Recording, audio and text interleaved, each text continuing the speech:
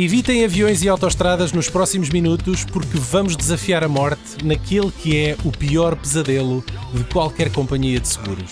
A saga de Final Destination.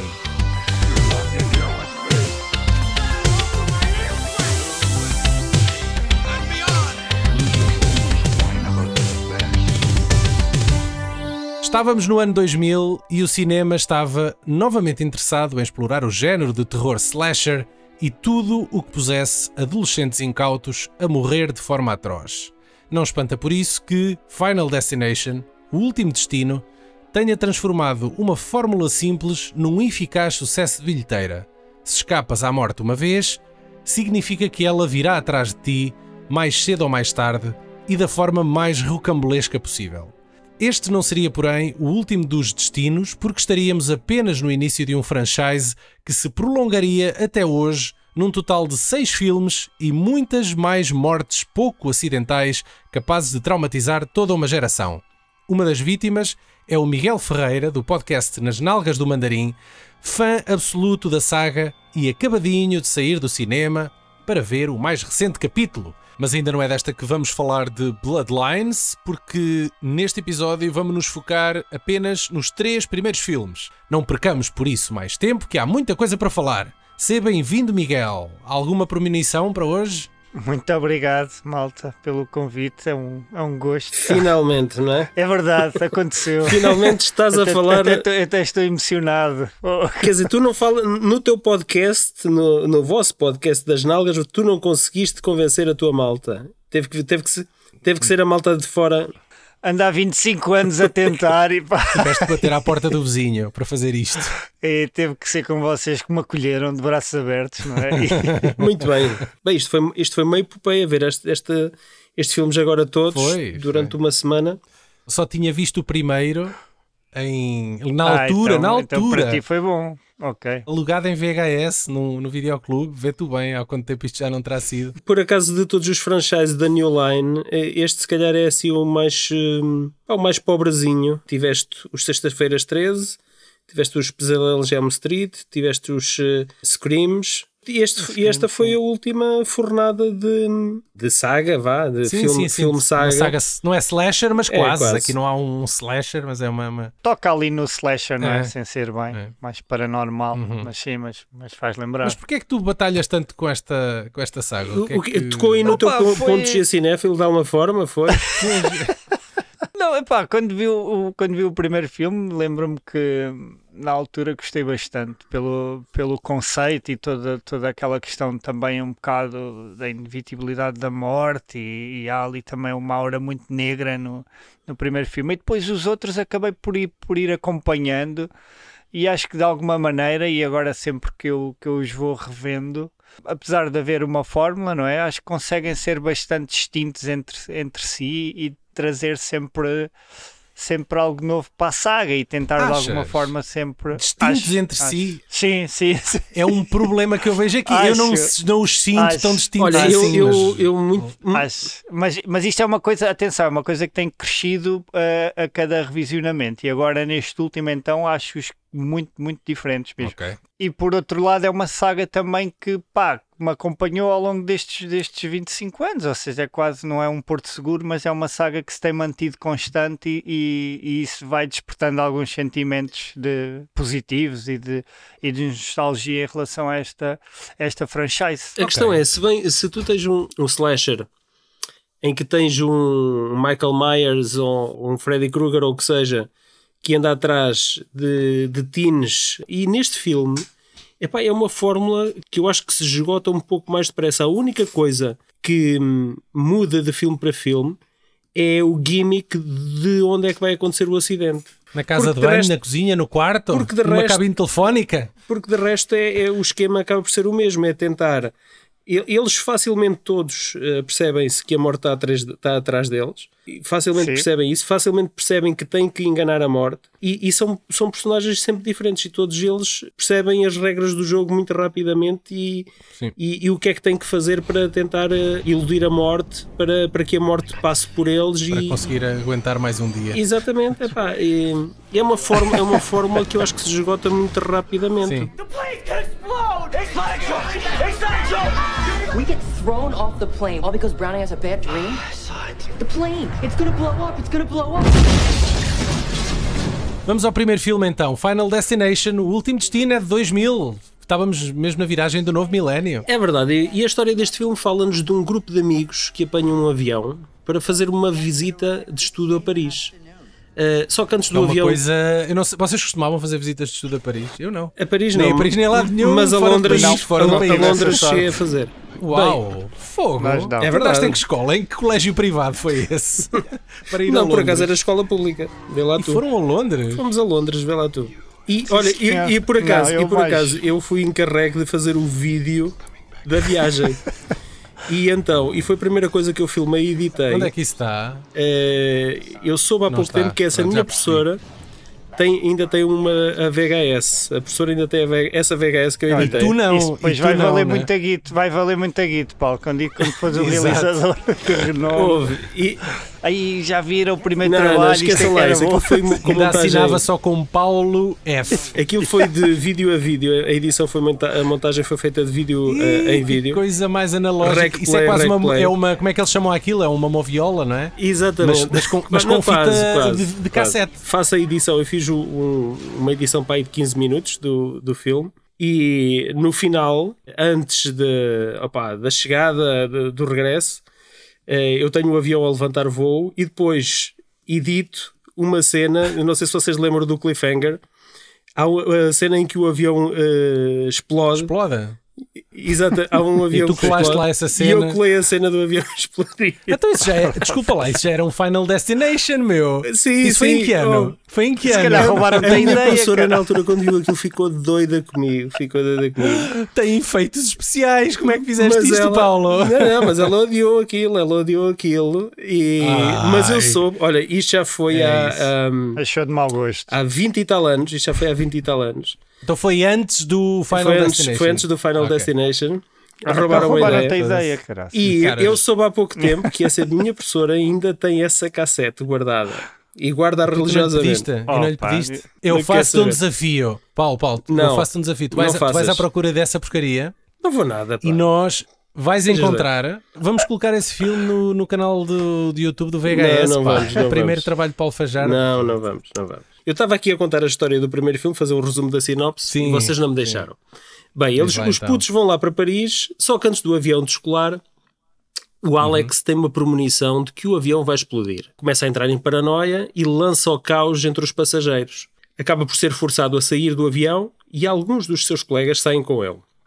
Momentos depois, o avião explode em pleno voo. Mas a morte tem outros planos para este grupo. Olha, alguém estava no outro dia no Twitter a perguntar, e eu agora pergunto a vocês, neste filme, é o primeiro a lançar aqui esta regra deste franchise, que é o protagonista tem uma premonição, ou seja, vê uma aparatosa cena de morte, mas passa-se tudo na cabeça dele e ele consegue antecipar o que vai acontecer porque percebe que aquilo é uma visão de um futuro muito próximo. Certo, sim. Sim, porque há uma sucessão de eventos, não é? Uma sucessão de eventos que se repetem. Pronto. Ele tem aquela sensação de déjà vu. E ele percebe que aquilo é tudo muito parecido para ser só coincidência. Quem é que lhe dá essa premonição? Existe uma entidade que passa esta premonição às pessoas? Que está a combater a morte? Pois. Há assim um duelo de duas entidades, a morte? Isso nunca é de facto explicado. Neste novo, apesar de ter uma abordagem diferente, também essa pergunta continua um bocadinho no ar. Acho que não interessa, não é? Mas... Pode ser que no 7, não sei, mas eu acho que é um caminho. Estás à espera do 7. Não, o 7 já foi confirmado. A sério? Ei, sim.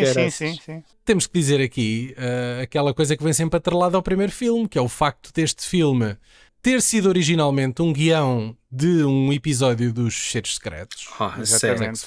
Será que era pelo James Wong ser também um realizador de alguns episódios? Sim, há essa ligação, exatamente. A dupla Glenn Morgan e James Wong, eles revezavam-se tanto a escrever como a realizar episódios dos Ficheiros Secretos. E eles ali por altura da segunda ou terceira temporada saíram da série. Depois voltariam, porque eles tentaram produzir uma outra série de televisão que não correu tão bem e os gajos acabaram por regressar à série. Mas depois disto, eles, pelos vistos, tinham guiões na gaveta E eles andavam basicamente a propor aos estúdios uma série de propostas para outros Olha, para mas agora que estás a falar serem nisso, transformados. agora que estás a falar nisso, eu por guiões. acaso consegui imaginar isto enquadrado como um episódio do X-Files. Transformou-se no Final Destination que hoje conhecemos, que por acaso é também um filme e depois a subsequente saga filmada toda ela no Canadá, em Vancouver e ali em arredores, tal como a série também era. Não havendo uma forma da morte palpável, o inimigo, o mau, o vilão, existe de alguma forma a antevisão de que a morte está-se a aproximar e vai atacar. Existe Mas é só várias neste formas. filme, não é? Não, É isso só neste... está em todos. É uma brisa. Aquele fantasma Não, escuro. Há uma brisa, antes de cada morte há uma brisa que inicia tudo. Por Eu não vezes, sei se há brisas em todos, eu acho que não. há sempre uma brisa. Também tenho dúvidas que haja sempre a brisa. Epá, eu tenho ideia que sim, que há sempre uma brisa que despolota tudo. Porque ao ver-se qualquer coisa Despolota começa a ou esvoaçar, despoleta? despolota, não é? Andar de pelota, Despoleta. despoletar, É do verbo despoletar. despoletar, pronto, despoleta. Ou há uma ventoinha que está a rodar, há sempre qualquer coisa que despoleta. É como no The Happening do Shyamalan, não é?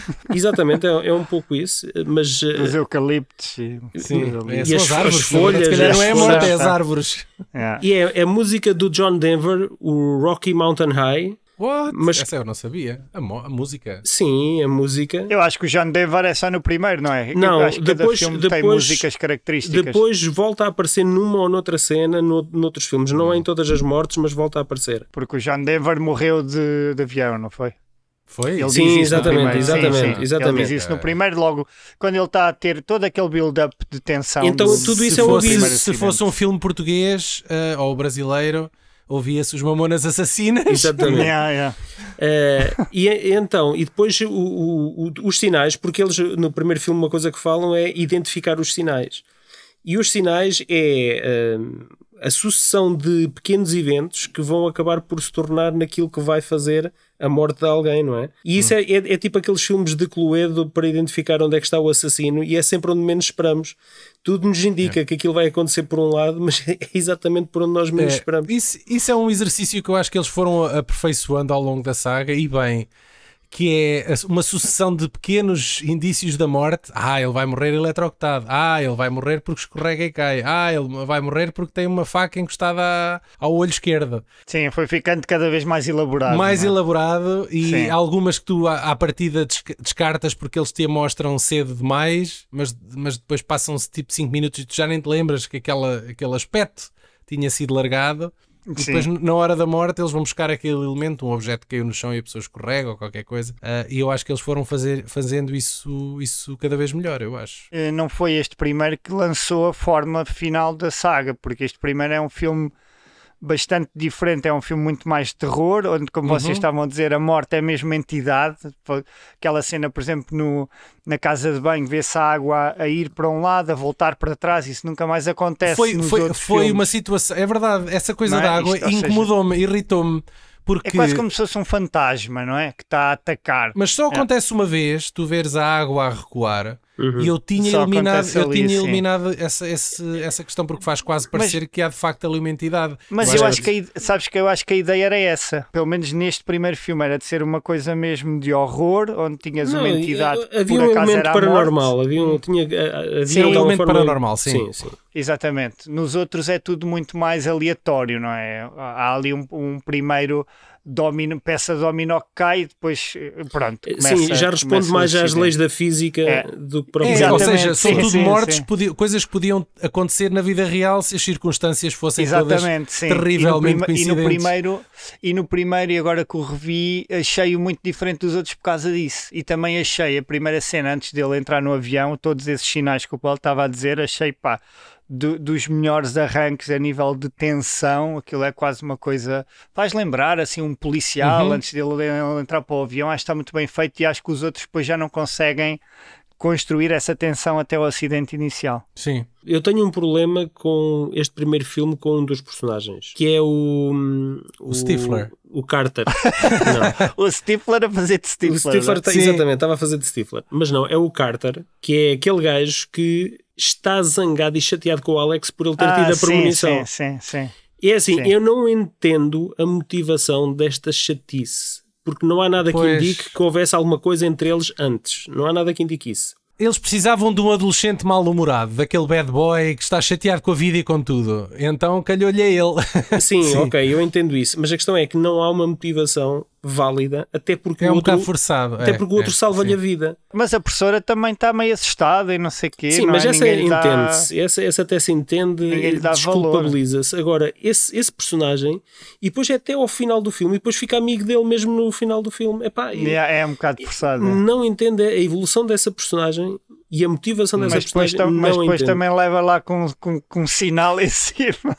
Exatamente. Olhem, e Epá. o que é que vocês acham de haver um polícia aqui que anda atrás deles a investigar o que é que se passa, que se chama Agente Shrek?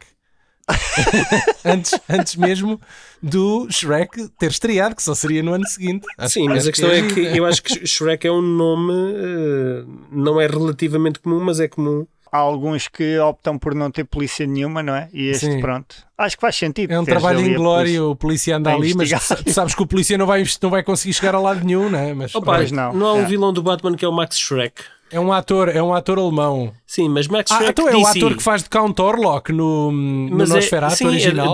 do Batman é o Christopher Walken, é o personagem do Christopher Walken. Só que, exatamente, só que é, sim, só sim, que é Shrek SHRECK. Tens Olha, toda a razão. mas é escrito tal como o nome do ator do Nosferatu também, portanto isto não é coincidência, de certeza. Não é. Então deixem-me lá recordar, porque é o staple desta saga, é que morre gente ao longo do filme. Todos nós temos as armadilhas do só, que mais gostamos, que menos gostamos, e aqui na saga do Final Destination também temos as mortes, aqui como sendo o chamariz que leva as pessoas ao cinema. Então vou recordá-las, para além da abertura, a cena de abertura no avião. O Todd, que morre asfixiado com um fio no WC. O Terry, a Terry, desculpem, que é atropelada por um autocarro. Oh yeah. A Valerie, que é esfaqueada e cortada com o vidro do computador. Esta pobre coitada, acho que foi a que sofreu mais, parece-me, porque aquilo parece que nunca mais acabava. O Billy, que foi decapitado pelo metal solto do comboio que ia a passar, pobre Stifler, que aquela É uma boa morte, sim. É muito rápida. No que toca a mortes é uma boa morte. Pronto, e depois é o Carter, mesmo no finalzinho do filme, que morre com um outdoor publicitário que caiu em Paris, não é? Mas Estamos em tu não vês, é off-camera. É o final. Sim, é mas off-camera. tem quase tudo, vês quase tudo, só não vês o embate. Ele não é? pergunta, então agora quem é que é a seguir? Pimba. Exatamente. E o filme Pumba, acaba. toma no lombo. Exatamente. Sabem qual é o total body count deste filme? É capaz de ser o maior da saga toda. Se contas O com a maior, malta do avião, por causa do avião. Por causa Tá do bem. avião, o avião faz disparar aqui o número de mortos para Pois. 292. 292 é um absurdo. sim. Para mim, a melhor morte neste filme é uma morte que depois se torna um clichê. Mas como neste filme é a primeira morte, acho que tem um impacto brutal por ser a primeira morte, porque é completamente inesperada. Que é a da miúda que é atropelada pelo autocarro. Nos outros filmes depois volta a acontecer, mas já não tem Depois o mesmo volta. impacto, já não tem o efeito de surpresa que este teve. Sim. E tu, Miguel? Opa, eu vou ter que ir para a professora, porque acho que é a morte que depois acaba por desenhar um bocadinho todas as outras ao longo da saga. E acho que é uma morte também com tempo, está bem construída, também vai despistando. Mas no geral, acho que todas as mortes aqui neste filme são boas, porreiras. sim. Mesmo a primeira, daquele stand lá na banheira. Yeah, Super, eu vou para essa. creepy, inesperado. Eu vou para essa do Terry. Embora tenha aquele aspecto, como eu já tinha dito, que não gosto, que é que nós vermos o líquido a recuar, como se Sim. tivesse vontade própria. Mas acho que morrer por asfixia, como ele estava a morrer na banheira, ainda por cima o gajo queria se pôr de pé e a E banheira não conseguia por causa estava toda do cheia gel, de sim, sabão. sim. Yeah. De sabão. Morrer asfixiado daquela maneira deve ser uma morte bem dolorosa. Porque o embate do autocarro, tu em princípio morres logo, não é? Pronto. Muito bem. Muito bem. Eu acho que falta aqui falar é num personagem que acaba por ser recorrente, que é o personagem do Tony Todd, o cangalheiro. Sim, Exato. Que é um personagem que nos aqui. é aqui apresentado como uma espécie de anjo bom e anjo mau. Nós nunca não temos bem a certeza. Ele é um personagem um bocado dúbio que depois vai-se definindo ao longo da série. Sim, não aparecem todos, mas vai. Sim, Quase todos, sim. ele quase aparece todos. praticamente em todos. Só que aqui, ele quando aparece, nós não temos bem a certeza se ele é um gajo que vai ajudar esta malta ou que vai enterrá-los, não é? Ou aquele que, Mas não faz que os vai nada. enterrar. Não faz nada. Não, acaba por ser só um cameo quase. é um conselheiro de alguma Explica forma. um bocadinho, explica o que é que explica está a as Ele, acontecer. regras, ele é. basicamente diz-lhes: ok, vocês façam o que fizerem, mas a morte vai-vos apanhar, é inevitável. Estão fodidos. Final Destination 2 em 2003, ou seja, 2003, exatamente. saiu 3 anos depois. Exatamente. Último Destino 2. Realizado Então, pelo David R. Ellis, o senhor Snakes on a Plane, não é? já não está entre nós. É verdade. Já morreu? Sim. Ele era Num mais. acidente estranho ou morreu normalmente? Eu, por acaso, acho que morreu até bastante novo. Morreu ainda não tinha 60 anos, tinha 50 e qualquer coisa anos. Por acaso não. Ok. Eu lembro que na não altura, sabia. quando ele morreu, nós até fizemos um episódio do VHS sobre o Snakes on a Plane. Pois é possível, Por causa sim. Sim. Por causa Acho que sim. da- Acho que sim.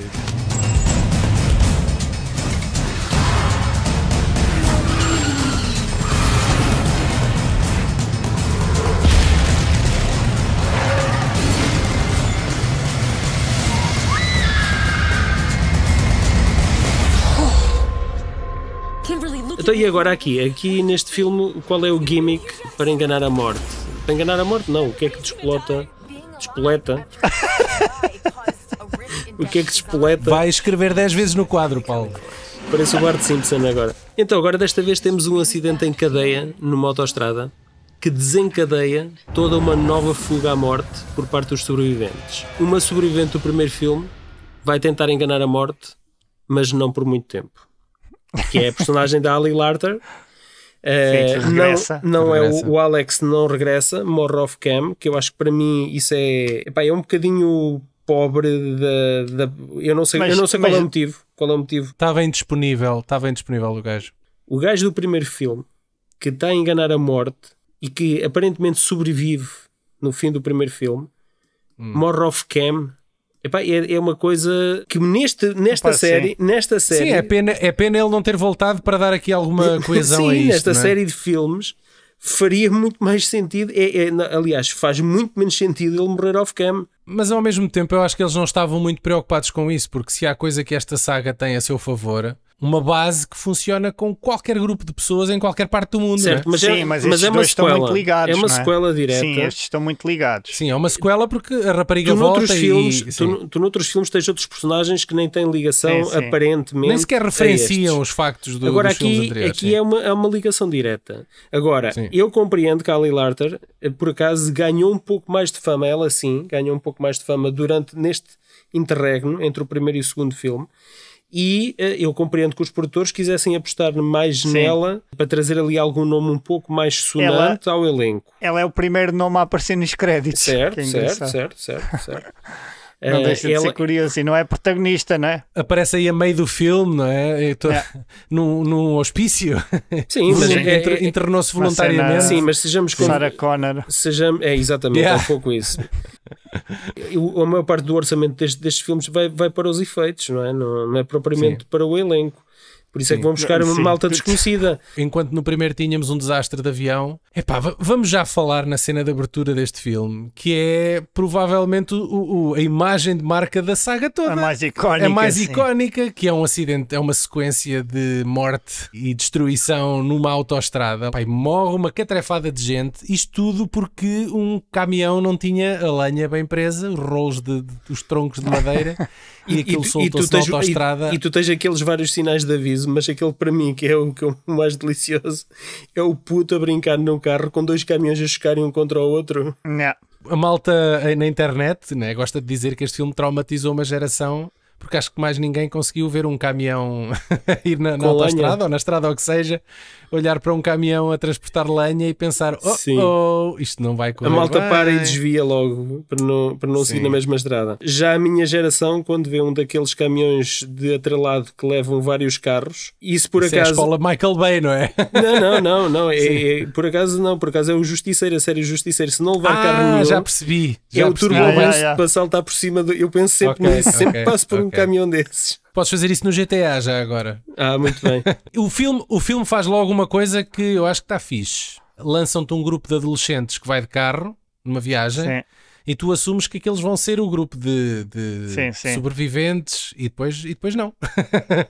Eles matam-nos a todos excepto a condutora que é ela que tem a Sim, premonição e que se consegue safar lá com a polícia. Porque sim. aqui a sequência é ao contrário, não é? Porque como estes dois filmes funcionam um bocadinho costas com costas, aqui a morte está a tentar corrigir as pontas soltas do efeito borboleta que o avião despoltou numa série de pessoas, não é? E que é um bocado difícil tu juntares aquela gente toda num momento numa autoestrada. Agora recorda-me aqui, qual é que é o esquema em termos de história? O que é que... Imagina, estas pessoas que iam morrer todas na autoestrada foram de alguma forma afetadas pelo acidente do avião, ou viram na televisão, ou seja, isto eram pessoas que iam morrer, mas que por causa do avião e terem visto, por exemplo, a notícia, pararam um minuto a mais e não morreram. Ok, sim, já estou a perceber. E a morte está a fazer ao contrário para corrigir e fechar o ciclo. É um efeito, efeito borboleta.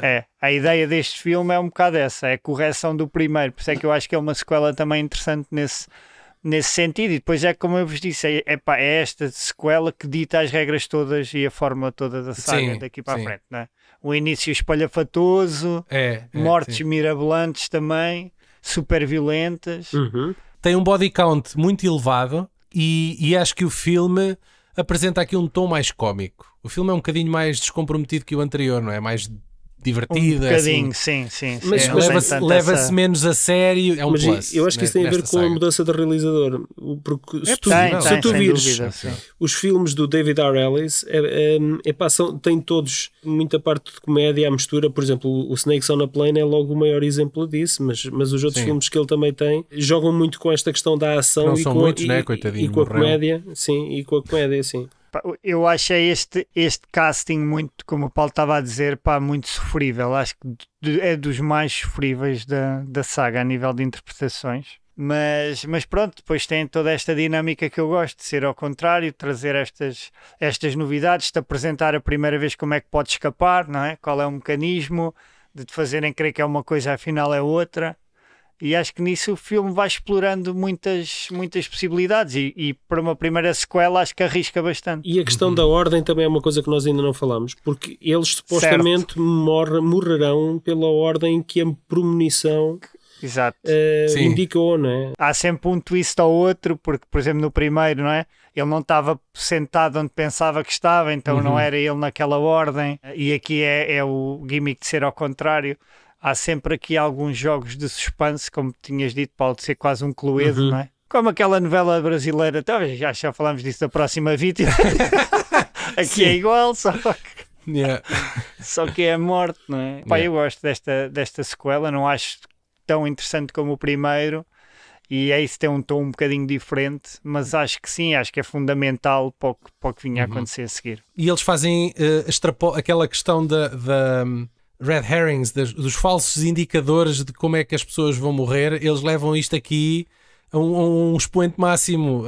Foi aqui que começaram verdadeiramente a brincar com essa coisa de te largar várias possibilidades de morte e tu ficas sempre à espera de saber como é que a pessoa vai realmente morrer. Sim, e tu aqui tens uma grávida que depois é assim, ela tem uma vida dentro dela e é assim, se essa criança nascer, porque ela, se morresse a criança não nascia, mas se a criança nascer significa que ela superou a morte e há um corte no ciclo. Sim, isso é o que tu pensas.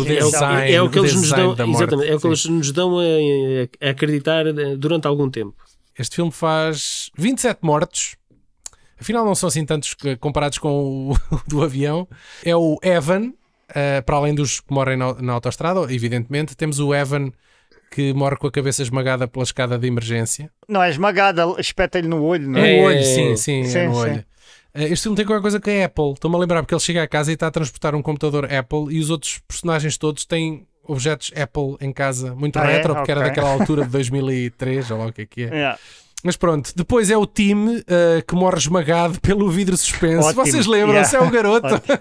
Ele vai ao dentista. É uma morte do caraças. Ele vai ao dentista e nós pensamos, vai-lhe acontecer alguma merda. Quase que é sufocado com um boneco e não sei. Sim. Mas depois morre já quando está para vir embora. E é uma coisa que também não é muito comum nos filmes de slasher, que é morrerem putos novos. Não, e para já é porque alguém o chama e ele para olhar e porque se ele tivesse continuado a andar... Claro. Provavelmente tinha escapado. Acho que é a protagonista que vai lá mandar um berro. Exatamente. Isso. Cuidado! Chata do caralho. Depois é a Nora que morre decapitada no elevador. Lembram-se? Ótimo também. Sim. Com aquele gajo. Yeah. Eu penso nesse tipo de morte nos elevadores muitas vezes quando entra e sai de elevadores. Quando prendes o cabelo no gajo.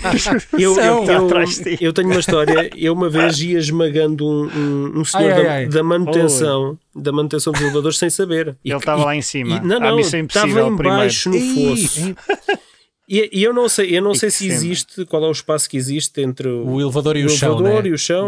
Deve haver mais um bocadinho, deve haver um bom bocado. Mas depende do elevador. Pensem comigo, eu entro no prédio, não está aviso nenhum em lado nenhum, e eu vou para um quinto andar ou uma coisa que o valha. E entre as escadas e o elevador eu carrego no botão do elevador. O botão acende, eu ouço o mecanismo do elevador, mas o elevador não mexe.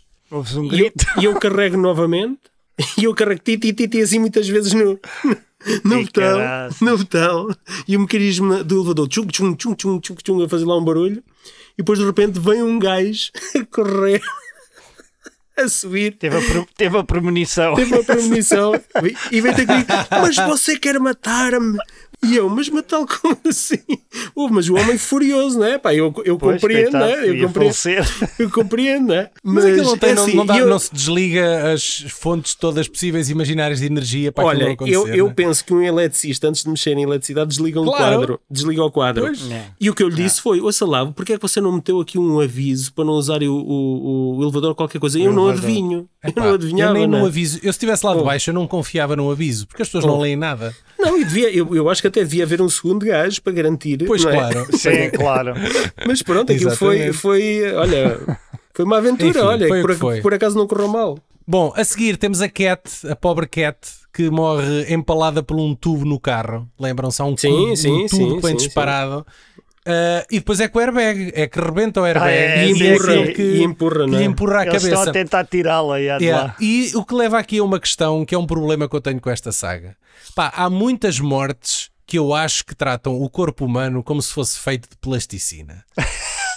O nosso crânio não esmaga assim com tanta facilidade como eles mostram. Sim, com todos os crânios que tu já esmagaste, Daniel. Um airbag não te conseguia pressionar a cabeça contra um tubo de ferro por muito afiado que algumas facilidades há. Gajos que são cortados por arame e não sei o quê também. Exatamente, é um bocado furtado. É o caso do Rory.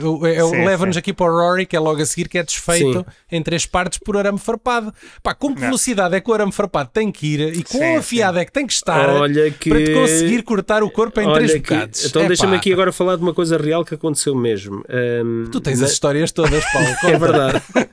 Eu, como vocês sabem, eu sou repórter de imagem, fazer notícias, algumas mais trágicas do que outras. E eu fui uma vez fazer uma reportagem de um acidente na Nacional 1, ali entre Leiria e Pombal, de um motar que, acho que, agora não tenho a certeza, porque já foi há muitos anos, se uma linha de eletricidade, a linha estava em baixo, e o motar passou e ficou decapitado, foi decapitado pela linha. A gente sabe que existe aquela coisa que os motares que são contra os raios de proteção. Sim, certo. Por isso é que alguns têm pneus e proteções. Exatamente. Às vezes até são os próprios civis que vão lá e colocam pneus naquelas curvas da morte, né, onde morrer muito habitualmente, porque de facto os motares muitas vezes quando caem vão àquela velocidade estúpida a deslizar pela estrada e se batem contra uma barra de podem perder um braço ou uma perna, se bater mal, sim. Mas eu ainda assim acho que estes filmes em algumas mortes facilitam. Sim. Mas pronto. Concordo. Bem, continuando aqui, temos o Eugene e a Clear. Clear? É como ela se chama ali lá? É Clear, sim. Morrem naquela explosão no hospital. Sim, um bocado de força de ato. A sobrevivente do primeiro filme, nem essa personagem está ilesa, portanto pode acontecer a qualquer um, não é? E o filme depois termina com a morte do Brian, que é uma explosão no barbecue, lembram-se? E o filme termina assim com um gag. Corta para os créditos. E é o único filme onde os protagonistas sobrevivem. É? Pois é. Olha, não tinha reparado nisso. Ok. Bom, mortes preferidas aqui. Eu posso começar. Eu vou para a do vidro. Gosto muito dessas mortes do filho e da mãe. Que era do vidro, que era do elevador. São do caraças, sim. São do caraças. Acho que são deliciosas. Eu vou para a do arame farpado, embora admita que aquilo não está muito realista anatomicamente, mas o efeito gore é muito... É muito giro. Eu então vou quebrar aqui uma regra que nós fizemos, porque apesar de tudo, dessas mortes serem todas brutais, mas a morte do agente da autoridade Quando vai na sequência inicial e leva com um tronco que entra pelo carro dentro e esmaga-lhe a cabeça e tu vês. Paulo, eu sei, mas não escolhemos mortes da cena de abertura. Ok, sim senhora, todos alinhámos nessa merda. Mas neste filme, mas ele avisou que ia fazer batota. Paulo, fuck you. Mas neste filme eu acho que essa é a mais impactante de todas. Essa é do caraças. Bem, amigos, vamos para o terceiro filme? Vamos lá. Vamos a isso. Bora lá, Final Destination 3. Mais uma vez, 3 anos depois do... 3 anos depois, exatamente, 2006. Novamente depois, com o James Wong à frente ao Lem. Regressa. Yeah.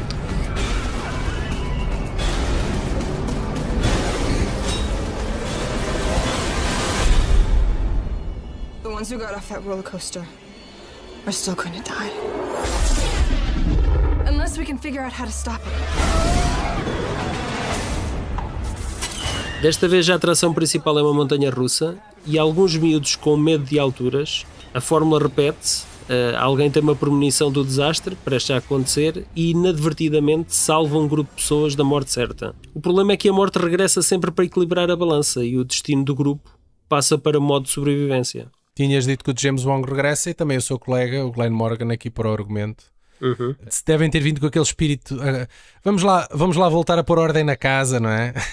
Vamos lá voltar a pegar assim. Mas este aqui, o terceiro, era um que eu tinha em muito boa conta e agora ao revê-lo, achei um bocadinho mais maçador, um bocadinho mais secante do que a primeira, do que a lembrança que eu tinha, a memória que eu tinha dele. Eu acho que o filme volta outra vez atrás no tom, volta a ser mais parecido com o primeiro, portanto é um filme muito preocupado com o suspense. Não acho que funcione tão bem para mim nesta saga, honestamente. E depois este filme tem um problema, que é, quer tentar criar aqui um novo conjunto de regras, ou um puzzle, que a protagonista, que é a Mary Elizabeth Winstead, aqui novata na altura, mas que depois acabou por ter até uma carreira bastante promissora. Sim, é o miúdo do Pretender e a namoradinha do Scott Pilgrim. Exatamente. A disso do Pretender eu já não me lembrava, mas ok. É o miúdo, era quando o Jared era o miúdo. Okay, era. Okay. Miguel, recorda-me aqui, mas há um novo puzzle para resolver e eu acho que é tão absurdo, uma coisa tão confusa, tão rebuscada, que eu a meio do filme já estava,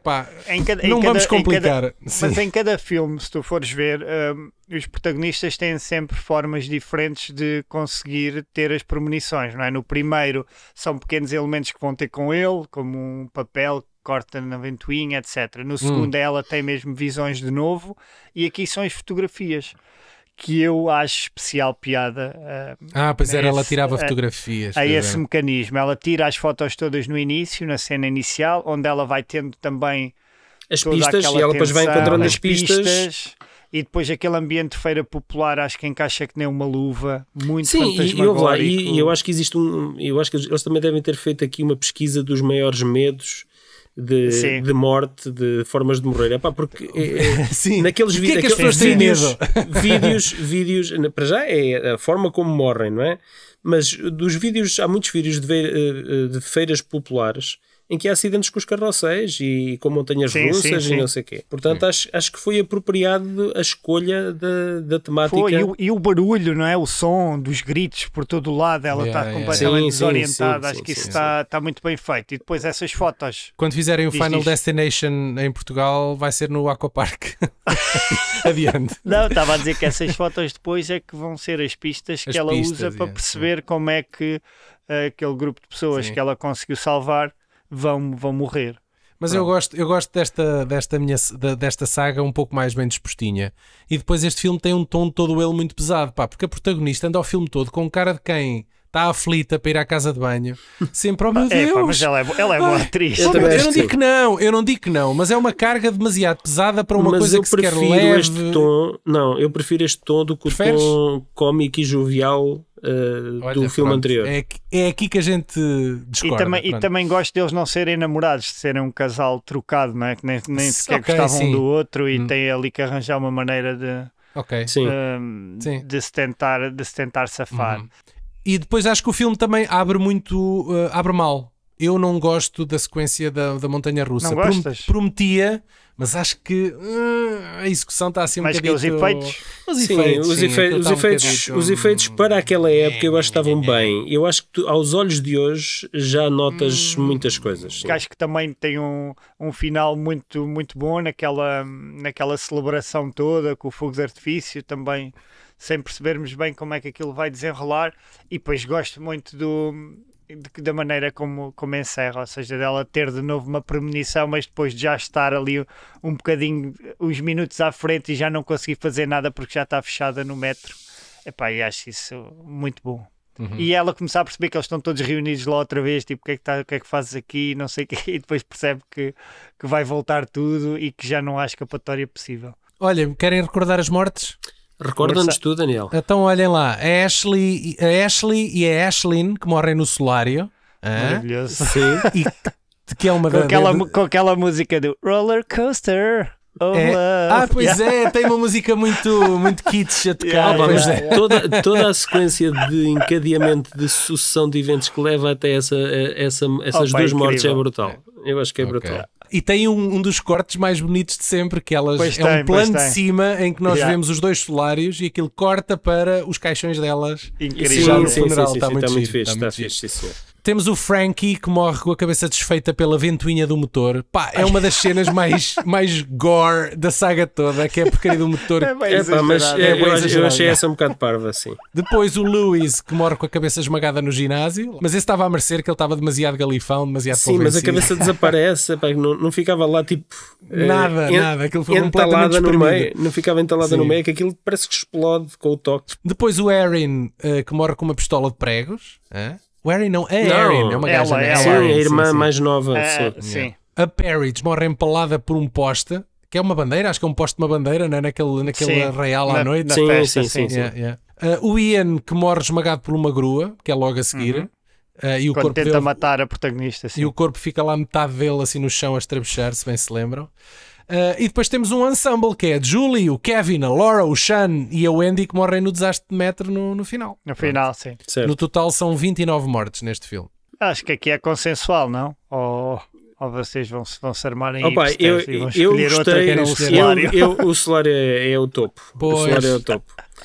Se bem que há aqui um segundo lugar que é digno de ser falado, que é a pistola de pregos. Também acho que é uma morte do caraças. Eu adoro pistolas de pregos. Então, Paulo, mas o Solário... por ordem na casa, o Solário fica para o Miguel. Não, é o Solário. Para mim também é o Solário, porra. Tu, Daniel? Então pronto, eu fico com a pistola de pregos, que é para ninguém mas para alguém pegar porquê nisto. é que tens de ficar com a pistola de pregos? Podes dizer o que tu... A pistola de pregos eu fiquei triste. Não, são duas mortes do caraças. Ambas... Pronto, vês. Só que naquela... a pistola de pregos. Mas no Solário são duas de uma vez. Solário, mas essa cena da pistola de pregos, tipo, eles estão a trabalhar no sítio mais perigoso. Sim. É o IKEA lá do sítio. Tipo, saiam daí, vão para um parque verde, para algum sítio mais seguro, não é? Para a praia, para o deserto. Olhem, sobre este filme, estávamos a falar precisamente da cena do Solário, e esta cena representa um feito técnico com o uso de um gel que arde e que ao mesmo tempo protege o duplo de sofrer queimaduras, que foi uma invenção dos duplos Colin Decker e Dustin Brooks, que estrearam aqui esta implementação. Que gira. Este é um dos filmes favoritos do realizador John Waters. Ele diz que o filme é puro exploitation, ele adora-o por causa disso. Algum de vocês tem o DVD deste filme? De qual? Não. De qual é que estamos a falar, caraça? Do 3. Do 3. Eu acho que tenho, sim. Eu gosto disto. Acho que tenho. Talvez tenha. Eu lembro-me de manusear a capa enquanto arquivava. Foi na loja. Tenho memórias. Este filme tem um extra que foi pioneiro na altura, que era uma coisa chamada Choose Their Fate. Ou seja, este filme foi filmado já a pensar na edição em DVD, com mortes alternativas que poderiam ser escolhidas durante o filme, à semelhança do episódio Bandersnatch do Black Mirror. Não me recordo disso. Não me recordo se a minha edição tem isso ou não. Bem giro. Pessoal, estamos a terminar o episódio. Miguel. É verdade. Obrigado por te juntares a nós. E chegámos todos vivos aqui ao fim. ao É fim, verdade. ao fim da primeira Ao parte, fim da primeira trilogia. Da trilogia, vá. primeira de duas, não é? Conseguimos Chamemos-lhe assim. escapar a essa marota. Há muito para falar sobre o filme 4 e o filme 5 e o filme 6, suponho eu, não é? Sim. Como é que chamarias a essa fase da trilogia, da saga, aliás? É a fase de voltar a acreditar, porque entras num buraco negro e depois voltas a ver a luz. Então pronto, ainda vamos a meio da corrida. A saga do Último Destino tem mais 3 capítulos pela frente. O último estreou há poucos dias e o Miguel foi ver. Estou curioso para saber se o franchise marca pontos ou se é um revival desnecessário. Falaremos então sobre isso no próximo episódio. Pronto, até lá, cuidadinho com essas pontas afiadas e parafusos desapertados. E as pistolas de prego. E rebarbadoras, porque não?